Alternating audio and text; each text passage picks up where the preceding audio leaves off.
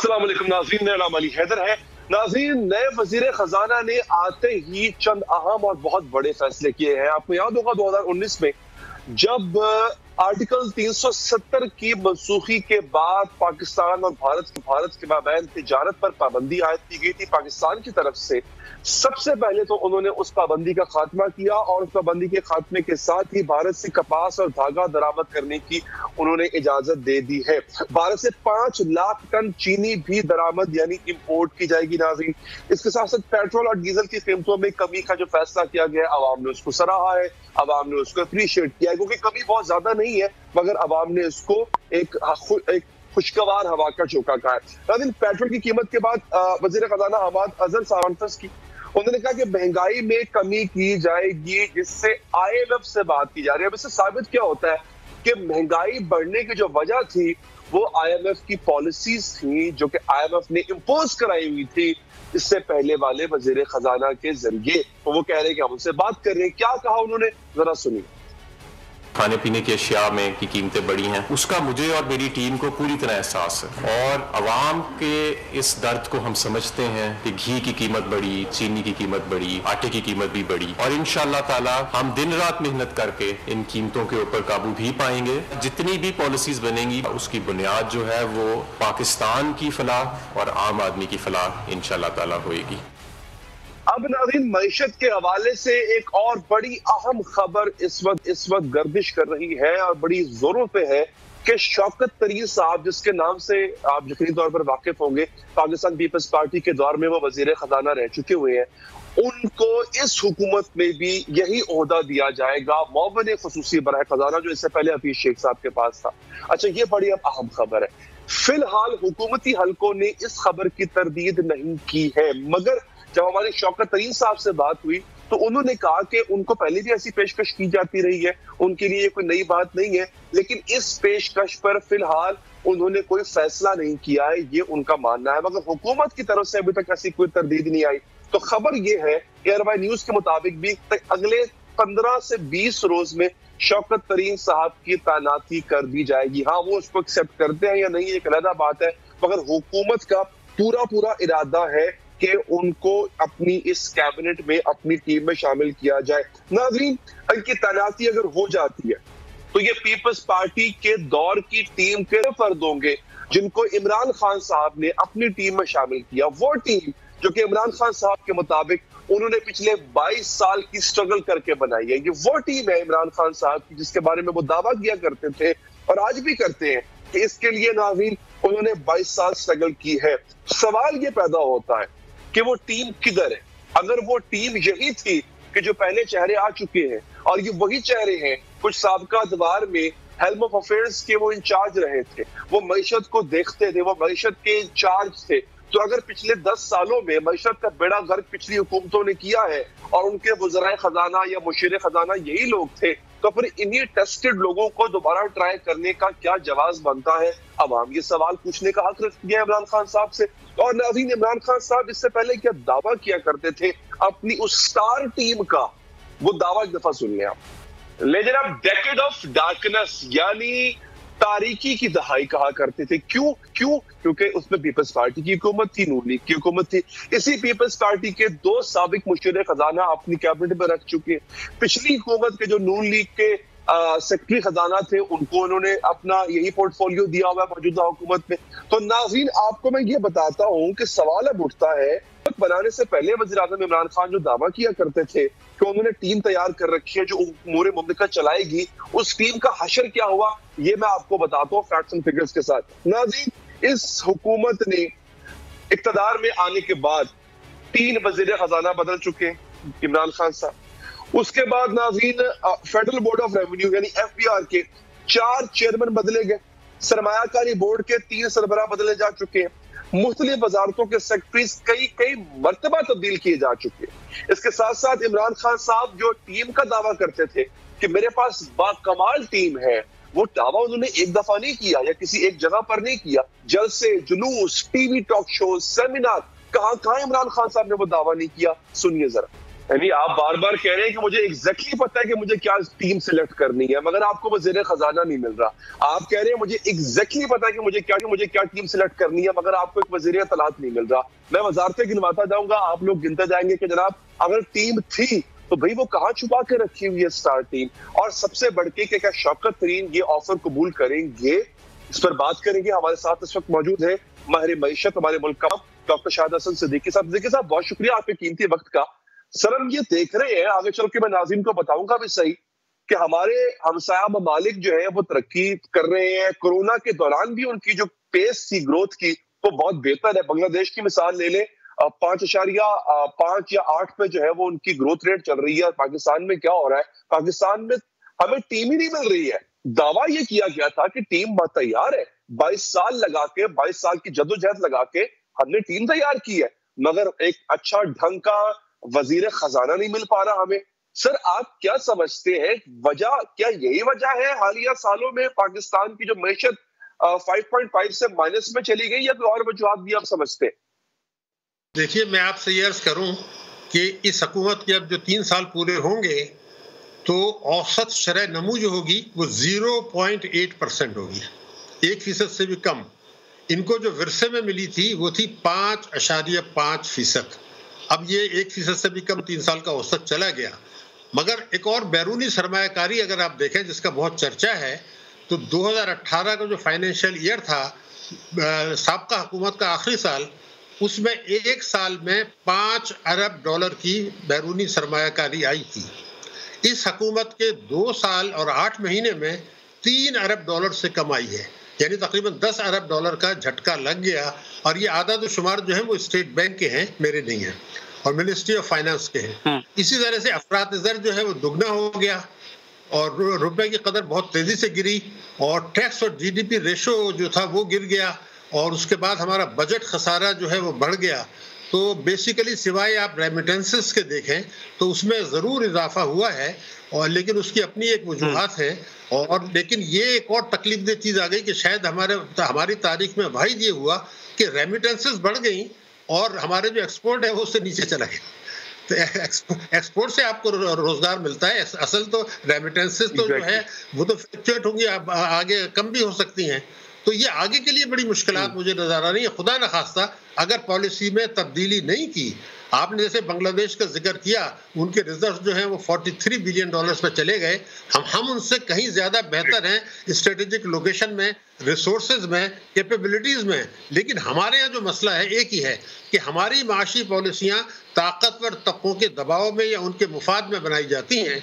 और मैं transparency international की रिपोर्ट पढ़ रहा था, वो ये कहते हैं कि वबा के दौरान भी जो पॉलिसियां बनी, जिनके हाथ में इख्तियार था या जिनके हाथ में खजाना था, उन्होंने ताकतवर तबकों को और अपने आप को नवाजा, और जो है जो मुतासरीन थे उनको नुकसान पहुंचाया। तो अब हमारी मईशत में कोई खराबी नहीं है, रिसोर्सेज में भी नहीं है, हमारा फ्यूडल कल्चर है ताकतवर तबकों को नवाजना। वो अगर बदल जाए तो बांग्लादेश के हम भारत से आगे इंशाल्लाह निकल सकते हैं। अच्छा सर, आपको लगता है कि अभी हालिया चंद सालों में, या यूं कह लें कि मौजूदा गवर्नमेंट के 3 सालों में हमने मैक्रो इकोनॉमिक्स पे काम किया है जिसके रिजल्ट्स आए हैं? मतलब करंट अकाउंट डेफिसिट हमने कम किया है, बल्कि सरप्लस में चले गए हम। इसके साथ साथ रिजर्व्स बढ़े हैं, गो के उसकी वजूहात और भी हो सकती है, कुछ रिजर्व्स बढ़े हैं। रेमिटेंसेस को हम नहीं मानते उस तरह से कि वो कोई बहुत बड़ा सोर्स होते हैं खजाना भरने का, मगर इजाफा तो उसमें हुआ है। तो आप समझते हैं कि मैक्रो मैनेजमेंट इन्होंने अच्छी कर ली है, माइक्रो मैनेजमेंट भी कर लेंगे? और अब जो हालिया तब्दीलियां आई है, हमारे अदर साहब आए हैं, उनसे क्या तवक्कुआत है आपकी? देखिए, मैक्रो मैनेजमेंट में अगर आप देखें तो करंट अकाउंट डेफिसिट जिसका बहुत चर्चा था वो ऑलरेडी माइनस में जा चुका है। We are in minus now, इसलिए कि आपकी बरामदात नहीं बढ़ रही हैं, इंपोर्ट्स आपके हमारी बढ़ रही हैं, तो रेमिटेंसेस से ये जो कुछ हुआ था, और ये तो लेकिन ये कि इस वक्त हम माइनस में हैं, पिछले महीने भी और उसके पिछले महीने भी, और by the end of the year overall हम माइनस में रहेंगे। इसमें किसी पाकिस्तानी को शुबा नहीं होना चाहिए कि हम माइनस में हैं। अब ये जो तब्दीली की बात है, ये मैं आपसे अर्ज कर दूं कि हमारे हफीज शेख साहब थे, वो 11 जून 2011 के बाद वजीर खजाना रह नहीं सकते थे, क्योंकि वो सेनेट का इंतखाब हार गए थे और 6 महीने पूरा हो रहे हैं। हुकूमत जो अब ये कहती है कि जो उनको इसलिए हटाया गया कि वो अफरात-ए-ज़र था, तो मेरा एक सवाल है कि अभी मार्च में तो आप उनको सेनेटर बना रहे थे, और सेनेटर बनाने का मतलब ये है कि इस हुकूमत की मुद्दत में उन्होंने वजीर खजाना रहना था, वरना अब चूंकि वो हार गए और तो आप वो रह नहीं सकते थे। 11 जून के बाद 6 महीने पूरे हो रहे हैं, तो एक तब्दीली इन्होंने लानी थी। मगर ये जो तब्दीली लाए हैं, हैरान कुन ये है कि जो वजीर खजाना नए हैं उसके साथ उनका जो पुराना पोर्टफोलियो है वो अभी तक जो है ना साथ उनके वही है। तो कुछ ना कुछ अभी मजीद तब्दीली आनी है। अलबत्ता बजट शायद वही पेश करेंगे क्योंकि वो इलेक्टेड रिप्रेजेंटेटिव हैं। मगर सवाल तो ये है कि ये तब्दीली तो आपने टेक्निकल बुनियाद पे की है और उनका कोई बहुत ज्यादा तजर्बा फाइनेंस का नहीं है। As a good human being उनकी शोहरत अच्छी है, लेकिन फाइनेंस गालिबन वो बहुत ज्यादा नहीं समझते। अच्छा, उसके लिए शौकत तरीन साहब का नाम भी बहुत फ्लोट किया जा रहा है, हालांकि अभी तक तरदीद नहीं आई हुकूमती हलकों से इसकी। शौकत तरीन साहब, आपको लगता है कि मौजूद उम्मीदवार होंगे मुआविन खुसूसी बराए खजाना के लिए? देखिए, मैं तो आपको 3-4 फैक्ट्स बता सकता हूँ, फिर आप फैसला कर लें। नंबर 1, जब ये हबीब बैंक के सदर बने थे तो उसमें एक साल में 11 अरब रुपए का नुकसान हबीब बैंक ने दिखाया था। इनके दौर से पहले और इनके दौर के बाद हबीब बैंक ने अपने कभी भी नुकसान नहीं दिखाया, इनके दौर में नुकसान था। उसके बाद दूसरा ये यूनियन बैंक लाए थे, वो बेचनी पड़ी। सिल्क बैंक जो इनकी है वो जबरदस्त मुश्किलात का शिकार है, स्टेट बैंक को ये बात पता है। मगर जो सबसे अहम बात है, पाकिस्तान की तारीख में जो सबसे बड़ा धोखा हुआ है वो हुआ था फ्रेंड्स ऑफ पाकिस्तान ग्रुप। जब जरदारी साहब ने इक़्तिदार में 17 आने के 17 दिन के बाद जो है अमेरिका और फ्रेंड्स ऑफ पाकिस्तान से एक मुआहिदा किया था, उसकी शर्त ये थी कि अमेरिका और ये जो है पाकिस्तान को, यानी आप ये हिस्ट्री बता रहे हैं डॉक्टर साहब, फिर आप कह रहे हैं कि ये हिस्ट्री जानने के बाद अवाम फैसला कर लें कि क्या वो एक मौजू मुशीर खजाना या मुआविन खुसूसी बराए खजाना होंगे या नहीं। बहुत बहुत शुक्रिया सर, आपकी कीमती राय और आपकी कीमती वक्त का। नाज़रीन, अब चूंकि बात हो रही थी हमारे मुल्क की मईशत की, तो कंपैरिजन तो अब अपने साथी ममालिक से करेंगे और खासतौर पर उन ममालिक से करेंगे जो कुछ ऐसा पहले आपसे पीछे थे माशी लिहाज।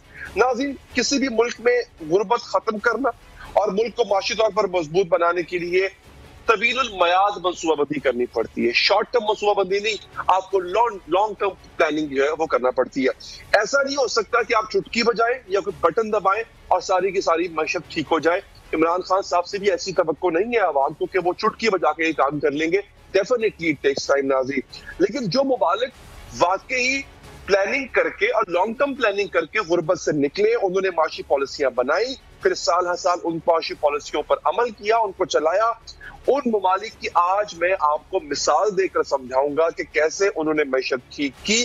ठीक करनी हो तो कैसे उनकी एग्जाम्पल को सामने रख के फॉलो किया जा सकता है। सबसे पहले बांग्लादेश, आपको पता है 1971 में पाकिस्तान का हिस्सा था। उससे पहले उसके बाद ये एक अलग मुल्क बना, यानी इसको एक नौजादा मुल्क आप कह सकते हैं। ना इस वक्त जो माशी तरक्की की शरह है बांग्लादेश की वो 5.2 है। आपको पता है पाकिस्तान की कितनी है? पाकिस्तान की इस वक्त -0.4। ये इतना बड़ा गैप। बांग्लादेश के ज़र मुबादला के जो ज़खायर है वो 42 अरब डॉलर्स, पाकिस्तान के 20 अरब डॉलर्स। पाकिस्तान के 153 रुपए अमेरिका का $1 बनता है और बांग्लादेश के जो 84 टके हैं वो अमेरिका का $1 बनता है। और जो टका है मैं आपको बता दूं, जिसमें आज भी हम इस्तेमाल करते थे, आज तक हम मुहावरा इस्तेमाल करते हैं कि ये चीज तो 2 टके की भी नहीं है, इतना कमतर समझते थे हम टका को। वो रुपए से भी 2 हाथ आगे है, वो रुपए से ज्यादा मजबूत करेंसी है इस वक्त बांग्लादेशी टका। बांग्लादेश की फीकस सालाना आमदन $2064 है, पाकिस्तान की $1130 है और ये बांग्लादेश की फीकस आमदन हमसे दुगनी है। अब बांग्लादेश हुकूमत अपनी मैशत को डाइवर्सिफाई भी कर रही है, हम जहद कर रही है, दीगर जराए से भी आमदन पैदा कर रही है। इन्होंने किया क्या नाज़रीन? इस वक्त बांग्लादेश चीन के बाद मलबूसात का सबसे बड़ा एक्सपोर्टर है। बांग्लादेश ने मैन्युफैक्चरिंग सेक्टर में काम किया, गारमेंट मैन्युफैक्चरिंग को मुल्क की सबसे बड़ी सनत बनाया। 80% एक्सपोर्ट और 15% GDP वो मलबूसात की एक्सपोर्ट से हासिल करते हैं नाज़रीन।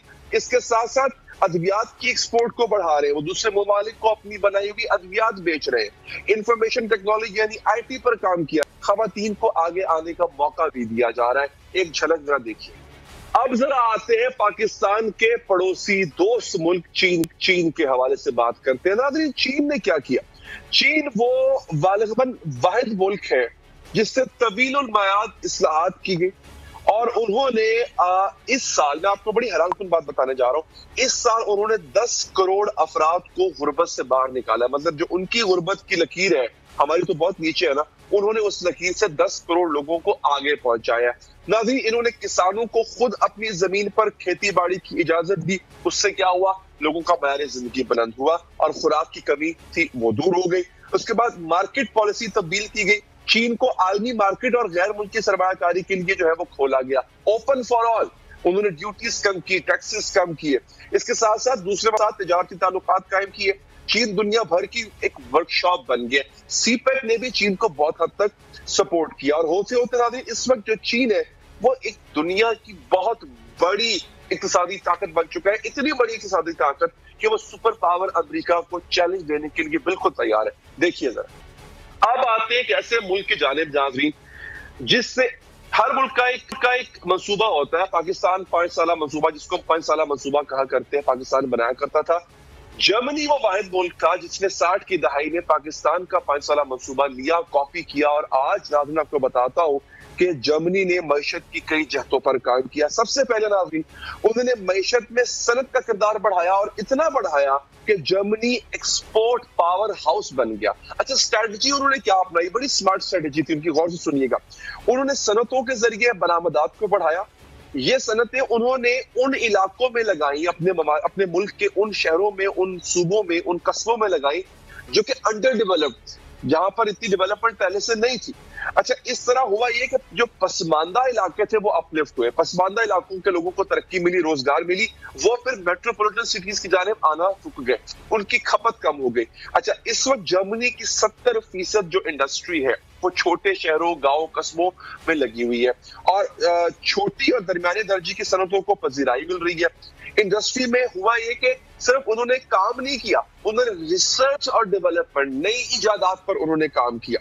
इसके साथ साथ उन्होंने पुर्जाजात भी दूसरे ममालिक को आउटसोर्स करने की बजाय मुल्क में ही बनाए। होता यह कि जो स्पेयर पार्ट्स का काम होता है वो किसी और मुल्क को आउटसोर्स किया जाता है, ठेके पे दिया जाता है। उन्होंने कहा नहीं, ऐसा नहीं होगा, हमारे मुल्क में हमारे स्पेयर पार्ट्स गाड़ियों के हो या बाकी मशीन्स के, वो खुद बनेंगे। नाज़रीन, उन्होंने किया ये कि उन्होंने जो सनतें थी उनके लिए हुनरमंद अफराद दरकार होते हैं, तो उन्होंने खास तौर पे लोगों को, अपने लोगों को आम तालीम की बजाय उन्होंने टेक्निकल तालीम दी कि जनाब आप हुनर सीखो, आप ये मशीन बनाना सीखो, आप ये कपड़ा बनाना सीखो। तो उन्होंने टेक्निकल तालीम पर तवज्जो ज्यादा दी। उन्होंने नौजवानों को यूनिवर्सिटीज और बेशक ना जाएं, उन्होंने कहा हमें डिग्री नहीं चाहिए, आप ऐसा करें, आप टेक्निकल तालीम हासिल करें, वोकेशनल इंस्टीट्यूट्स में जाएं, आपको नौकरी मिल जाएगी। यह वादा किया वहां की हुकूमत ने, प्राइवेट सेक्टर ने।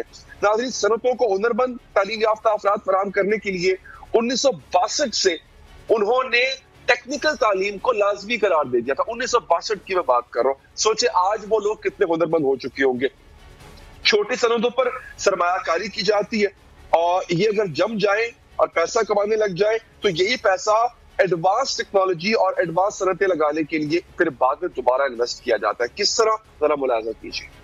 तो नाज़रीन, अब मैंने आपके सामने ये मिसाल रख दी है, बता दी है आपको कि आपको अगर तरक्की हासिल करनी होती है ना, फिर 1-2 साल की आपको पॉलिसी नहीं, आपको ये नहीं करना होता कि अच्छा ये वजीर खजाना ठीक नहीं है, इसको चेंज कर दो। मतलब 3 साल में 3 वजीर खजाना चेंज नहीं करने होते, आपको लॉन्ग टर्म पॉलिसीज बनाती होती है। इन्हीं ममालिक ने यही काम किया कि इनकी तवीलुल मयाद मईशी पॉलिसीज थी।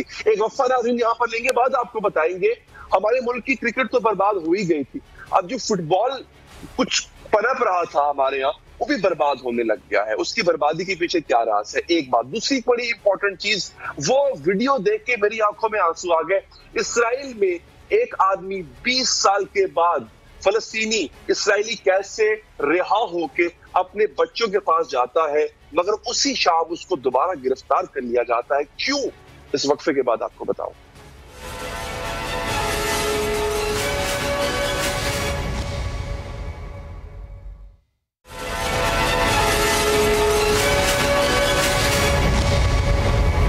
के बाद नाज़रीन, वज़ीर आज़म इमरान खान साहब एक स्पोर्ट्समैन है और वो स्पोर्ट्समैन स्पिरिट रखते हुए स्पोर्ट्स के मिजाज को, खेलों के मिजाज को समझते हैं। और स्पोर्ट्स की हालत इसके बावजूद, यानी कि हमारे प्राइम मिनिस्टर खुद एक पाए के स्पोर्ट्समैन रह चुके हैं, उसके बावजूद हमारे यहाँ खेल पजीराई नहीं हासिल कर पा रहा। इसका हालिया जो सबूत है वो फुटबॉल फेडरेशन का तनाजा है। इसके हल के लिए हुकूमत को फौरी तौर पर आगे आना चाहिए था, मगर वो नहीं आई। ऐसा सूरत हाल ये है कि ग्रुप बंदी का शिकार हो चुकी है पाकिस्तान फुटबॉल फेडरेशन, और फेडरेशन एक तमाशा बन चुकी है। हुआ क्या, मैं आपको बताता हूँ नाज़रीन। इसकी रुकनीत कभी मुअत्तल हो जाती है, कभी फीफा को मुदाखलत करना पड़ती है, कभी फीफा इसको वार्निंग्स दे रहा होता है, इलेक्शन में रुकावटें डाली जाती है, इलेक्शन हो जाते हैं तो मुखालिफ गिरोह से मानने से इनकार कर देता है। सारी बद इंतजामी का नतीजा नाज़रीन ये निकल रहा है कि कभी 165 पोजीशन पर रहने वाला पाकिस्तान आज फुटबॉल खेलने वाले ममालिक में 200वें नंबर पर खड़ा है। तरक्की तो पहले भी हमने इतनी खास नहीं की थी, लेकिन मजीद तनज़ली पर आ चुके हैं। इसी गिरोहबंदी की वजह से पाकिस्तान में फुटबॉल एक बार फिर मुअत्तल होने के भी खदशात जाहिर किए जा रहे हैं। फीफा की तस्लीम शुदा PFF नॉर्मलाइजेशन कमेटी को बेख्तियार करने की वजह से international federation of association football FIFA Barham है। वो कह रहे कर क्या रहे हो आप, और पाकिस्तान फुटबॉल की मुअत्तली की धमकी पहले दे चुका है, जो कि गालिब इम्कान है कि मुअत्तल कर देगा नाज़रीन। लेकिन PFF खातिर पर कब्जा करने वाला अशफाक हुसैन ग्रुप, उसने फीफा को डेडलाइन को जो है उससे हवा में उड़ा दिया। आप ये सोचे कि फीफा के दफातर पर पाकिस्तान फेडरेशन फुटबॉल फेडरेशन के एक ग्रोह ने कब्जा किया हो, और वो कह रहा है, वो धमकियां लगा रहे हैं। मतलब आप फीफा से फड्डा बोल लेके फुटबॉल कैसे खेल सकते हो भाई, मुझे तो समझ से बाहर है ना। अभी इस हवाले से अशफाक हसन खुद क्या कहते हैं, जरा सुनिए। पाकिस्तान फुटबॉल फेडरेशन का ऑफिस में कंट्रोल रख के काम निज़ाम चलाते रहेंगे। हम पाकिस्तान के फुटबॉल में बेहतरी चाहते हैं। We are in the interest of football. हम हमेशा पहले भी, मैं हुकूमत पाकिस्तान को भी इस बात की यकीनदानी कराता हूँ कि we don't have any bad intentions. मैं फीफा को भी यकीनदानी कराता हूँ, हम फिर भी दोस्ती का हाथ बढ़ाएंगे, लेकिन it should be on equality basis. वो काम करें जो एक्सेप्टेबल हो। आप दोस्ती का हाथ बढ़ाएंगे इक्वालिटी बेसिस पे। आप ब्राजील है ना, आप अर्जेंटीना की टीम है ना, आपने तो वर्ल्ड कप जीते हुए फुटबॉल के। इस भाई साहब से कोई पूछेंगे भाई आप हैं क्या, आपका रैंक 200वां रैंक है आपका, और आप फीफा से कह रहे हैं कि हमारी टर्म्स पे बात कर। और मजे की बात है, फीफा रिकॉग्नाइज ही नहीं करती इन साहब को और इनके ग्रुप को, और ये फीफा के दफ्तर पे कब्जा करके बैठे हुए कह रहे हैं दोस्ती के हाथ बढ़ाएंगे। अजीब लोग हैं। तो फीफा से दरख्वास्त भी करनी चाहिए और कर भी नहीं है हुकूमत, मेरा ख्याल है। अशफाक हुसैन ग्रुप के इस फैसले के बाद पाकिस्तान पर फीफा के दरवाजे बंद होने जा रहे हैं, आपको पहले बता रहा हूँ। इसी वजह से आज हुकूमत भी पाकिस्तान फुटबॉल को बचाने के लिए मैदान में आ गई। वफाकी हुकूमत की आज फीफा से दरख्वास्त की गई है कि हम नहीं चाहते कि पाकिस्तान पर फीफा की जानिब से पाबंदी लगे। फीफा से भी दरख्वास्त है कि हमें थोड़ा वक्त दे। वफाकी वजीर बैनुल सूबाई उमूर और Pakistan sports board Pakistan sports board की जो सदर है डॉक्टर साबिदा मिर्जा साहिबा, उन्होंने प्रेस कॉन्फ्रेंस की, तस्लीम किया कि जाती मफादात की वजह से खेलों को नुकसान पहुंच रहा है। उन्होंने क्या कहा, सुनिए जरा। जो वाकया हुआ उसे हुकूमत पाकिस्तान बिल्कुल एंडोर्स नहीं करती है। हमारी उनसे यही है कि प्लीज डायलॉग में आइए, विकेट कीजिए, और फीफा से भी यही है कि उनको भी इस चीज को देखना होगा कि एक ऑटोनोमस जो भी जिस तरह कि वो भी एक के इस तरह बैन लगा देना, वो आई थिंक कि एक इस मुल्क के साथ सही नहीं होगा, इस मुल्क के बच्चों के साथ बड़ी नाइंसाफी। अब ये डॉक्टर साबिदा मिर्जा साहबा का आपने मौक़िफ़ सुन गया नाज़रीन। अगर यहाँ पे हुकूमत थोड़ी सी पहले तवज्जो दे देती नाज़रीन, तो फुटबॉल फेडरेशन में बहरान पैदा हुआ है, इस पर काबू अगर पाया जाता तो शायद आज ये फीफा से दरख्वास्त और मिन्नतें करने की नौबत ना आती नाज़रीन। फुटबॉल फेडरेशन में एक ग्रुप ने मनमानी की और बॉस के तहत फीफा की मंजूर शुदा बॉडी PFF नॉर्मलाइजेशन कमेटी को मानने से इनकार किया था, और हफ्ते के रोज अशफाक ग्रुप फुटबॉल हाउस में आकर बैठ लिया, यानी कब्जा कर लिया, और फीफा की नॉर्मलाइजेशन कमेटी के ओहदेदारों को कमरों से बाहर निकालकर फीफा फुटबॉल हाउस पर कब्जा कर लिया। सुनिए जरा, देखिए जरा। के बाद फुटबॉल की जो आलमी गवर्निंग बॉडी है फीफा, उसने इस गैर कानूनी कार्रवाई का सख्ती से नोटिस लिया और पाकिस्तान फुटबॉल फेडरेशन की रुकनियत मुअत्तल करने की धमकी दी थी। फीफा ने अल्टीमेटम देते हुए कहा था कि अगर 31 मार्च की रात तक फीफा की तस्लीम शुदा PFF नॉर्मलाइजेशन कमेटी को बहाल नहीं किया गया और तमाम मामला दोबारा चेयरमैन हारून मलिक के हैंड ओवर ना किए गए तो अब देखिए जरा धमकी है ना कि फीफा पाकिस्तान फुटबॉल को मुअत्तल कर देगी, जिसके बाद PFF की कौमी टीम या कोई भी क्लब की टीम किसी भी इंटरनेशनल मुकाबले में शिरकत के हक से महरूम हो जाएगी। अब इससे बड़ी शर्मिंदगी क्या हो सकती है पाकिस्तान के लिए नाज़रीन।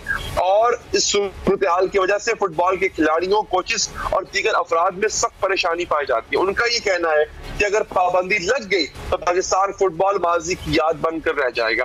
फीफा से मुतालबा है कि पाकिस्तान की बजाय मामलात में मदाखलत करने वालों पर पाबंदी लगाई जाए। नाज़रीन, फीफा की पाबंदी कोई नई बात नहीं है, इससे पहले भी हो चुका है। 1994 में भी 6 माह की पाबंदी लगी थी। 2017 में भी फीफा की जानिब से PFF की रुकनियत मुअत्तल की गई थी। ग्रुप बंदी सबसे बड़ी वजह है, जिसमें मैं समझ आता हूँ कि आपको ग्रुप बनाने आते हैं, फुटबॉल खिलाना नहीं आता। और इन्हीं तनाज़ात की वजह से सबसे ज्यादा नुकसान किसको पहुंच रहा है? खेल को पहुंच रहा है बिलासन।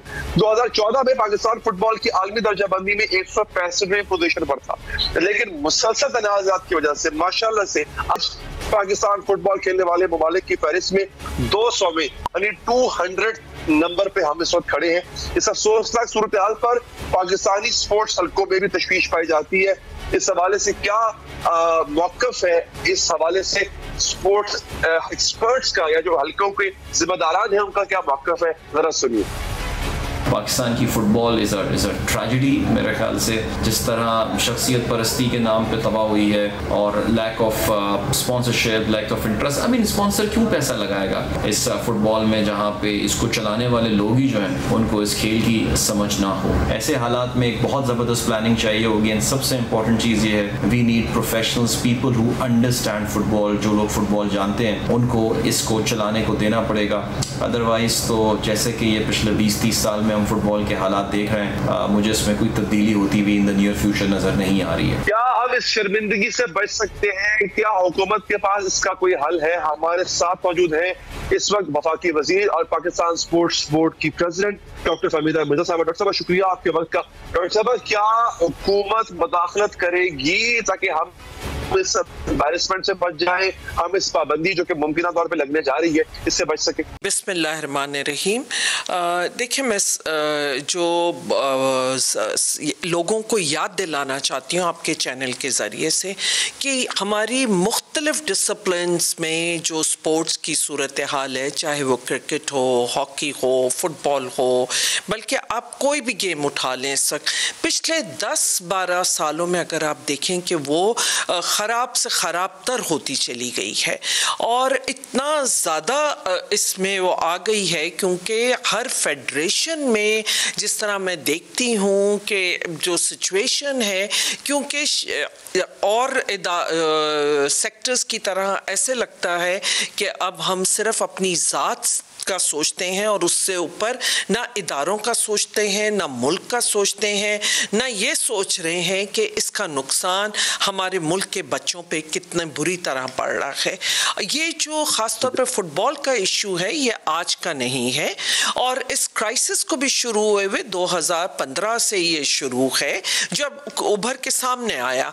और उस वक्त से ही ये था कि 2 फैक्शंस बन गए और एक दूसरे के खिलाफ पैरेलल फेडरेशंस की भी कोशिश की गई, फिर इलेक्शंस भी हुई, फिर उसके ऊपर जो भी जीत कर आए, वो मखदूम साहब जीत कर आए थे, फैसल सालेह हयात, उनको फिर इश्यूज हुए कि उनको एक्सेप्ट नहीं हुआ, क्योंकि ऑब्वियस सी बात है कि जिस तरह अगर एक ओहदे पे आप बहुत साल बैठ जाएं और फिर उसके बाद प्रॉपर इलेक्शन ना हो, तो बहरहाल ये हुआ। और उसके बाद फैसल सालेह हयात साहब, और उस वक्त भी यही हुआ था कि सस्पेंड किया गया, फिर उनकी फैक्ट फाइंडिंग पूरी मिशन आई फीफा की और उन्होंने आके इन्वेस्टिगेट किया। पर बहरहाल उस वक्त भी नॉर्मलाइजेशन कमेटी का हुआ था, लेकिन फिर एक फैसला हुआ कि नहीं, उन्हें कंटिन्यू करने दिया जाए और फिर वो कॉन्स्टिट्यूशन पे काम करेंगे। वो एक ट्रांसपेरेंट इलेक्शन, पूरे इलेक्टोरल कंट्रोल प्रोसेस पे काम करेंगे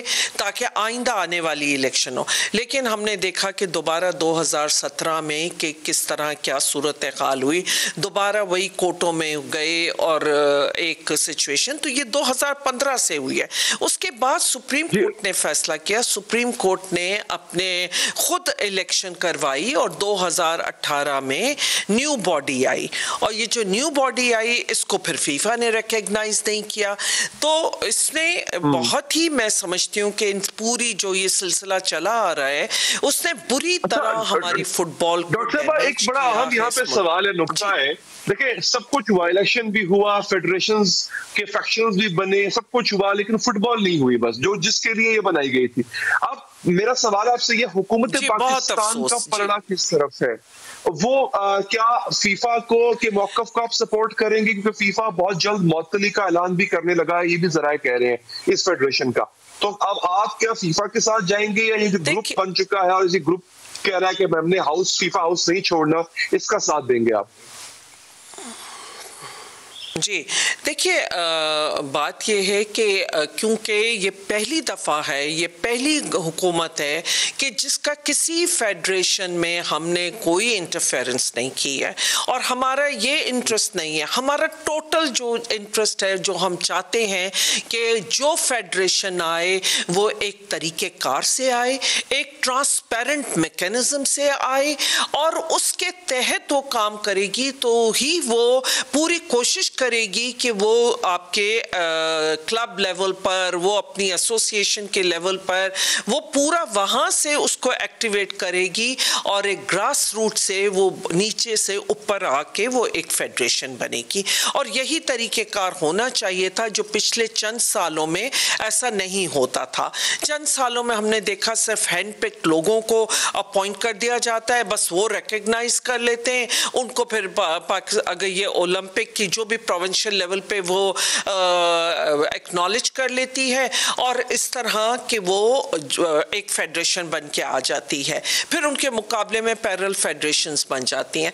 तो अब मेरा ख्याल है कि पाकिस्तान पे, क्योंकि आप देखिए अल्टीमेटली पाकिस्तान के बच्चे सफ़र करते हैं, पाकिस्तान सफ़र करता है, और हमसे ये कहा जाता है कि वो जी ऑटोनमस है, आप उसमें इंटरफेयर नहीं करें। लेकिन आज की सूरत हाल में हर कोई ये कह रहा है कि गवर्नमेंट क्या कर रही है। तो देखिए फीफा भी इंडिपेंडेंट है, वो भी अपना एक इदारा है, और जहां फेडरेशन है वो भी ऑटोनमस है, बट यकीनन इस किस्म के किसी भी एक्ट को, लेकिन डॉक्टर साहब नहीं, प्रॉब्लम यहाँ पर ये आ चुका है कि अगर गवर्नमेंट करते नहीं करती, और डेफिनेटली नहीं होना भी चाहिए, लेकिन अब यहाँ प्रॉब्लम डॉक्टर साहब ये है, खबर ये है कि अब पाकिस्तान फुटबॉल फेडरेशन पर इब्तदाई तौर पर 5 साल की पाबंदी लग सकती है इनकी इस हरकत की वजह से। तो नुकसान तो पाकिस्तान का ही होगा। तो आपको लगता है दिस इज द स्टेज और this is the time where government has to intervene? जी बिल्कुल सही कह रहे हैं, और वही मैंने कहा, मैंने तो इसलिए चाहा था कि हम एक डायलॉग के जरिए, मैंने इंगेज किया हुआ था, मैंने फेडरेशन को भी इंगेज किया, जो भी ये कोर्ट की इलेक्टेड बॉडी है उसको भी मैंने एक्नॉलेज किया, मैंने FIFNC को भी कहा। चले ये अच्छी चीज है और हुकूमत को इंटरवीन करना चाहिए। बदनामी होगी डॉक्टर साहब इस पे पाकिस्तान की बहुत ज्यादा। बहुत बहुत शुक्रिया आपके कीमती वक्त का। अब एक और अहम खबर की तरफ आते हैं नाज़रीन। चीनी बहरान पर काबू तो पाने की कोशिश की ही जा रही है, मगर इसके जिम्मेदारान के खिलाफ भी भरपूर कार्रवाई की जा रही है नाज़रीन। एक्शन हुकूमत का अब तेज होता जा रहा है, शुगर माफियाज को ब्लैकलिस्ट किया जा रहा है नाज़रीन, और इस पूरी सूरत हाल में एक किरदार सबसे अहम है, वो है जहांगीर तरीन का। किस तरह जहांगीर तरीन पर कैसे मुकदमा दर्ज किया गया, किस इल्जाम के तहत मुकदमा दर्ज किया गया, यह सब बताएंगे आपको इस वक्फे के बाद।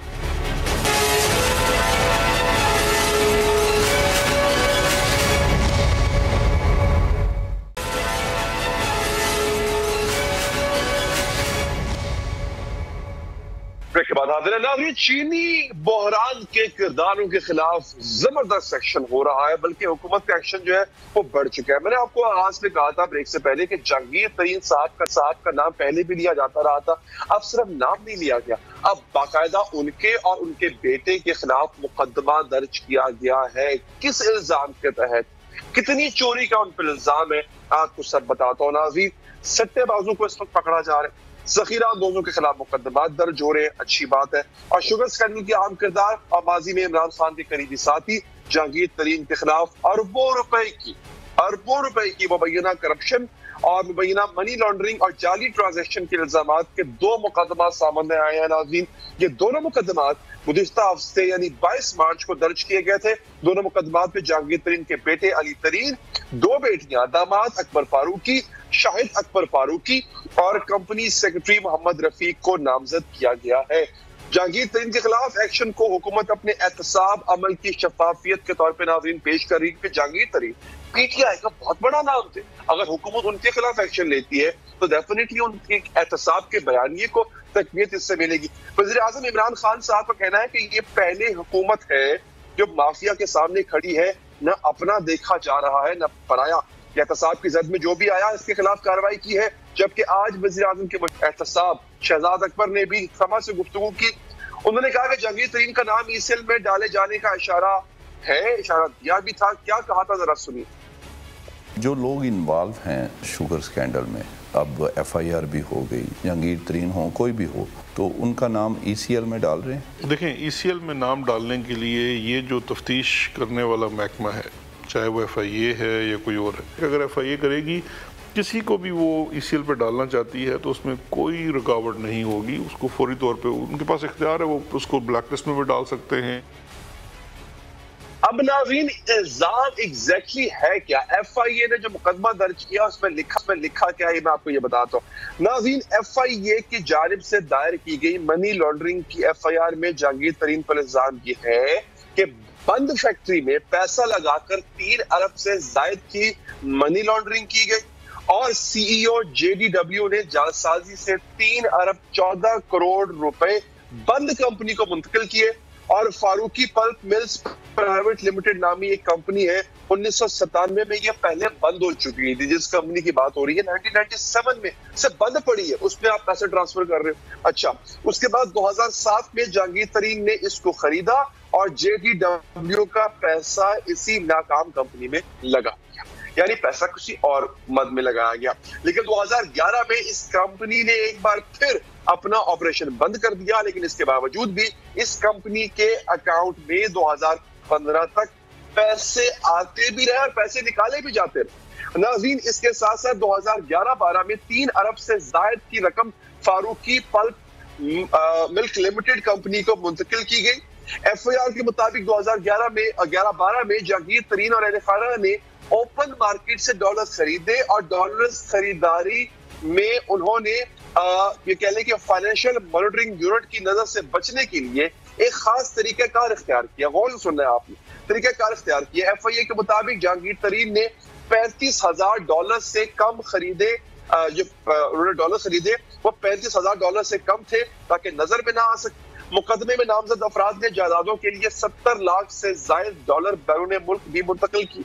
एफआईए का कहना है कि एफपीएमएल में किसी कारोबारी सरगर्मी के बगैर जेडीडब्ल्यू के सरबराह इसमें अपनी कंपनी के फंड्स ट्रांसफर करते और 2015 में भी इसे 1 अरब 10 करोड़ रुपए मुंतकिल की। मैं समझा देता हूं आपको आसान लफ्जों में। होता क्या है, एक कंपनी बंद पड़ी है, ठीक है जी, बिल्कुल बंद पड़ी है, कोई काम नहीं कर रही, उसमें पैसे जा भी रहे हैं, उससे पैसे निकाले भी जा रहे हैं, और जो पैसे उस कंपनी से निकाले जा रहे हैं उससे जायदादें खरीदी जा रही है, उन पैसों को बैरून मुल्क मुंतकिल किया जा रहा है। भाई एक कंपनी बंद पड़ी है, वो काम ही नहीं कर रही, तो फिर आप उसमें पैसा डाल क्यों रहे हो और वो कौन सा पैसा कमा रही है जो आप उससे निकाल रहे हो? इसका मतलब फ्रॉड किया जा रहा है। ये एफआईए का मौक़िफ़ है।